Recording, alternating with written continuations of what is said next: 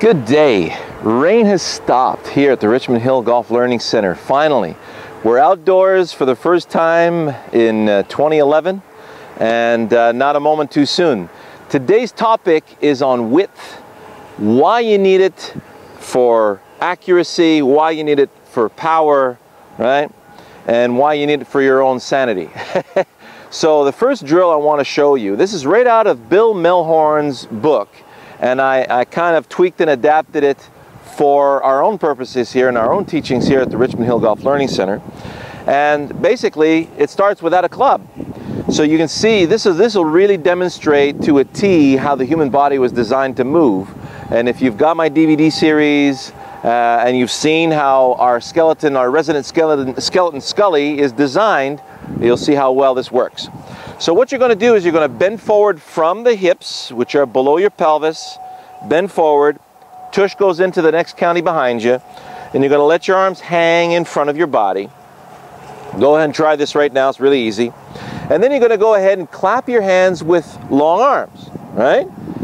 So as you clap your hands, you'll notice that as you rear back, both hands are always equidistant, the old pendulum effect.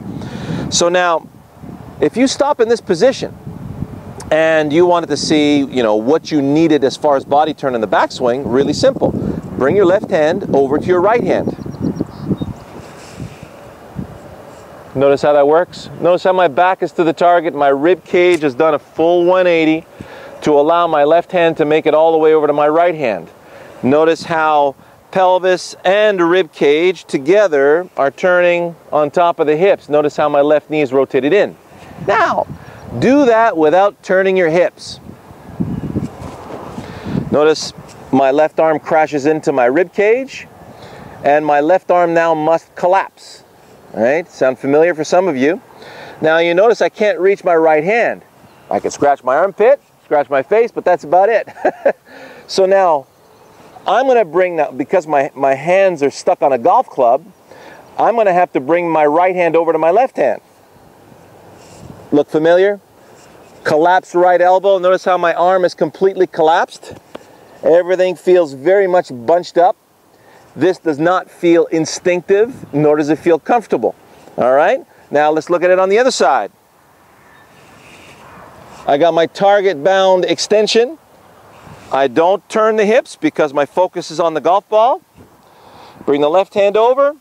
There's that lovely chicken wing. All right? So you can see backswing, follow through, backswing, follow through.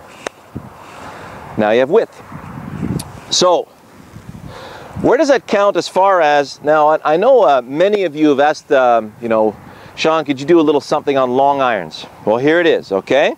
So whether you're 5, 4, and 3 irons, they very much perform like a fairway would. One of the best tips Mo Norman ever got from Sam Snead at the 1956 Masters, when Mo was Canadian Amateur champ, and at that time the Canadian Amateur was almost as big a deal as the USAM. They were invited over to the Masters. So Mo got invited 2 years in a row.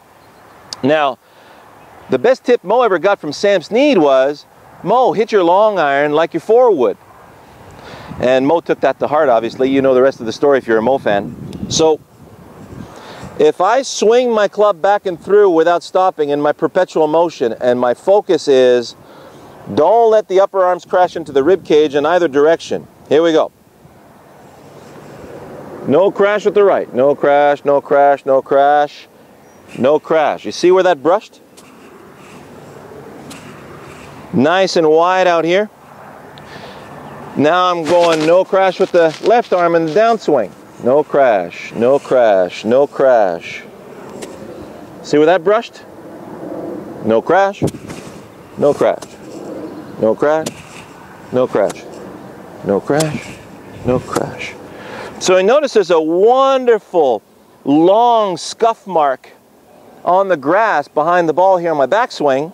Same thing on the follow through, which means that in my backswing, if I am focused on, because there are 2 ways that you can start the swing.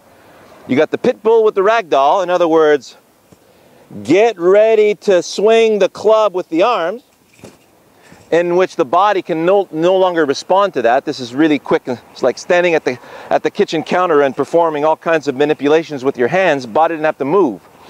Whereas, if I'm already in my follow through, and I'm on my way back, and my arms are in the process of swinging freely without crashing into my body, and my body's in the process of getting out of the way, so I have my width. Look how beautifully wide this is in the backswing, and look at how the club has brushed the ground on the way back. So, out of the way. This doesn't mean if I brush on the way back, it doesn't mean I have free access for a slide. I am in the process of getting out of the way. So my body's getting out of the way, and this is what allows me to create width. If I slide, I'm not turning. If I'm not turning, this is still collapsing into my rib cage, okay? So if you slide and then turn, you're still gonna have that bunched up feeling. So out of the way, out of the way. If I have width going back, I'm gonna have wonderful width coming through. It's gonna be a very revealing sensation in your swing. If I'm propelling something that way, I shouldn't be picking up the club in the backswing and cutting away at this beautiful arc of mine, okay? So that takes care of the long iron. So here we go, I got my target over there. Nice tree to the right of the green, and I'm gonna take from that tree, I'm gonna bring it back to the flagstick. Little draw, ball slightly back in my stance. Does that feel like it's going to go to the tree? Yes. All right, here we go. I'm already in the process of swinging. Out of the way. Out of the way. Whoo, yeah. Right down the middle of the fairway. Easy peasy. So you see how that worked? Now, let's look at the long iron. Long iron, sorry, fairway wood. Do the same thing. Out of the way. See how far back that thing dragged? So you should really feel the sole of the club. There's a reason why the sole of this club is so wide and round, so it doesn't catch the grass as you brush into the backswing. Brush, brush, out of the way, out of the way, out of the way, out of the way. Same target, slightly forward to center for my draw. Why? Because the center of the club is so wide, there's a center of gravity of the club, it's going to move the ball forward. Here we go.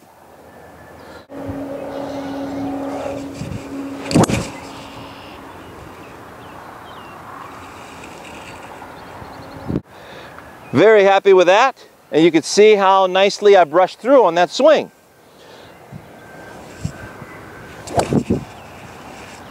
So there you have it. I hope that was informative. And just on a final note, if you guys want something for indoors, which you spent a lot of time in this year, get yourself a nice little 10-pound kettlebell. We talked about the medicine ball and how we can use, you can see my medicine ball drill. Or if you've got a kettlebell like this, you get into your posture, let it hang from the shoulders, let it rock in both directions. So you notice here, my left hand is under my right hand going back. My right hand is under the left hand coming through. There is no rotation yet in the swing. See how that works? Out of the way, out of the way. From the front, out of the way, out of the way, out of the way, out of the way, out of the way. Terrific exercise to create that width, to feel how that pelvis and rib cage really swivels on top of that, the hips and the legs, and you'll feel how the butt's going to be swiveling toward the target on the backswing, and you're going to feel a nice swivel of the butt away from the target on the way through. And you notice how very balanced in both directions. Enjoy that, you guys.